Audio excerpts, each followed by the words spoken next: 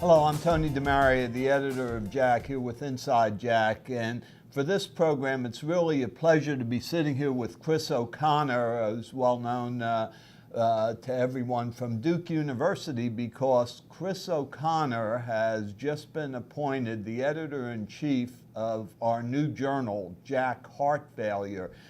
He'll be accepting manuscripts this July 1st for JACC Heart Failure, with the first issue coming out January 1st. Well, congratulations, Chris. Tell me, what are your major goals for JACC Heart Failure? Well, Tony, we're very excited to be launching this really important journal, because the burden of heart failure, as you know, in cardiology, has been tremendous and increasing over the past decade. Our goal was really to be the top heart failure journal in the world, and we're really focusing on human heart failure. We want to look at important studies, important science that can improve the health of our heart failure patients. I guess there's been a particular focus in heart failure and in terms of rehospitalization and the costs of heart failure, and I guess the journal will deal with that a fair bit too. Absolutely. I mean, the burden of these readmissions, 30% at 30 days, and a mortality rate that's in the 5 to 10% range, in that early ranges, really makes heart failure as dangerous as a heart attack in the first 30 days. Yeah, and in thinking about it, we have some readers who particularly focus on interventional cardiology or electrophysiology. Those guys almost speak a language all their own. But heart failure is something that virtually every cardiologist deals with.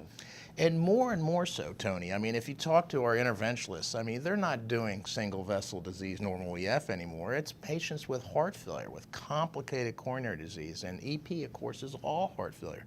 So we think this will have a broad appeal to the cardiologists across the globe. Oh, I bet it will. We even thought at one point of having a journal that was EP and heart failure combined, because, as you say, arrhythmias are so common in heart failure patients. Yes, that intersection is really critical, and I think that's going to be one of our important focuses in the journal, is the intersection of electrophysiology and heart failure. Yeah. Have you put together your editorial board yet, or are you in the process of doing that? We're in the process of doing that. It's going to be a very dynamic group. I think people will be excited to see who that is, and there'll be a very strong global presence. And of course, we'll share manuscripts. In particular, we're getting so many manuscripts on devices now, LVADs in particular, and that will be, I think, a very fertile area for JACC Heart Failure. Yeah, I think the LVAD patient in particular, we need to have a broader distribution of knowledge, because so many of those patients now are coming back to hospitals and requiring non-cardiac surgery. They're requiring general cardiology consultation.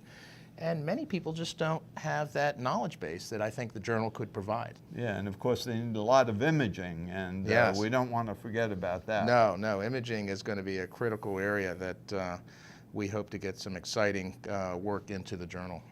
So your first issue is January 1st. Are you planning to mix some reviews with some original articles?